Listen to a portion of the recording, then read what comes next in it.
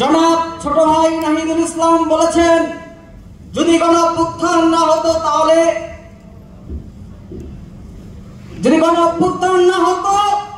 তাহলে নাকি আমাদের নির্বাচন চাওয়া হতো না এবং 4 বছর পরে আমরা নির্বাচন করতাম। আমি নাহিদুল ইসলামকে স্পষ্ট বলে দিতে চাই, এই গণঅভ্যুত্থান যদি সফল না হতো, তোমাদের সহ আমাদের সকলের মৃত্যু অবধারিত ছিল। আমরা এদেশে গণঅভ্যুত্থান সফল করেছি তোমাদের নির্দেশে, তোমাদের আহ্বানে।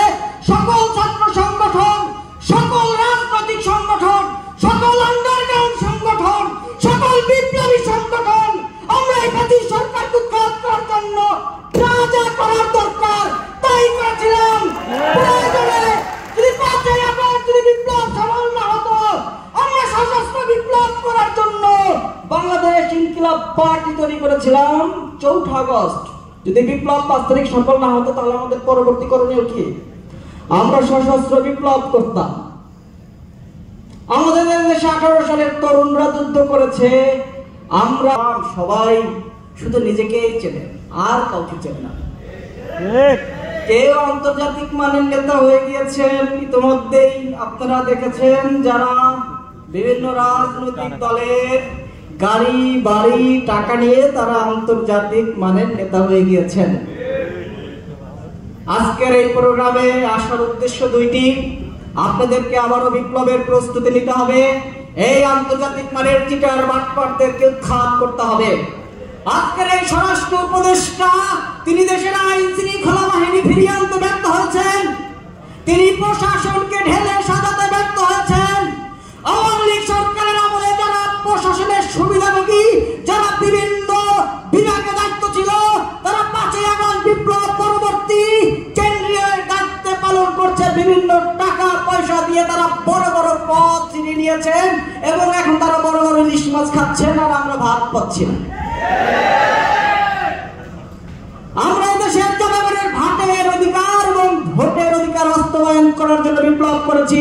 এদেশের মানুষ দুই মুঠো ভাত খেয়ে বেঁচে থাকবে। আজ আমাদের বোনেরা অনিরাপদ। আজ বিপ্লব পরবর্তী তারা ধর্ষণের একটি জাতীয় খেলায় রূপান্তরিত করেছে। আর ধর্ষণ বন্ধ করতে বর্তমান অন্তর্বর্তীকালীন সরকার জঘন্য চরম অপমানিত করেছে আমাদের। তারা ব্যর্থ হয়েছে দেশের আইন শৃঙ্খলা ফিরিয়ে আনতে এবং ধর্ষণ বন্ধ করতে। আজ আমার বোনেরা ফোন দিয়ে আমাকে বলে যে, ভাই আমরা তো সন্ধ্যার পরে বের হতে পারি না, আমাদের ভয় লাগে। কিন্তু আমরা ভয় মুক্ত সমাজ প্রতিষ্ঠা করার জন্যই তো আমরা বিপ্লব করেছি।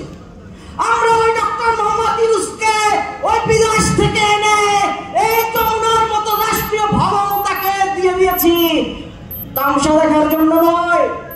তিনি ঐক্য কমিশন গঠন করেছেন ওই তথাকথিত সাম্রাজ্যবাদীদের দালালদের দিয়ে। তাদের সমাবেশে দীপ্ত দাওয়াত পায় না, আহমদ শাকিল দাওয়াত পায় না, মধু দাওয়াত পায় না, কে আসতে দাওয়াত পায়? ওই আন্তর্জাতিক চিটার বাটপারদেরকে আজকে সাবধান করে দিচ্ছি। আগামী 5ই আগস্টের পর থেকে এই রাষ্ট্র চলবে আমাদের কথায়। আল্লাহ হাফেজ। বাংলাদেশ জিন্দাবাদ, ইনকিলাব জিন্দাবাদ। আমি আজকের এই প্রোগ্রাম থেকে জুলাই আগস্ট বিপ্লব সহ গত 15 বছর এই ফ্যাসিস্ট শক্তির বিরুদ্ধে যারা আন্দোলনে নিহত হয়েছেন তাদের রুহের মাগফিরাত কামনা করেছি। যারা আহত হচ্ছেন, আগামী দিনে আপনাদের সুন্দর ভবিষ্যৎ নির্মাণের জন্য আমরা কথা বলবো। এবং 1971 সালে যে মহান মুক্তিযুদ্ধের সেই যে চেতনা এদেশের জনগণ তখনও জীবন দিয়েছিল, আমি আজকের এই সমাবেশ থেকে সেই মহান মুক্তিযোদ্ধাদের প্রতি শ্রদ্ধা জ্ঞাপন করছি। আবারও আপনাদের সকলকে ধন্যবাদ জানিয়ে আমার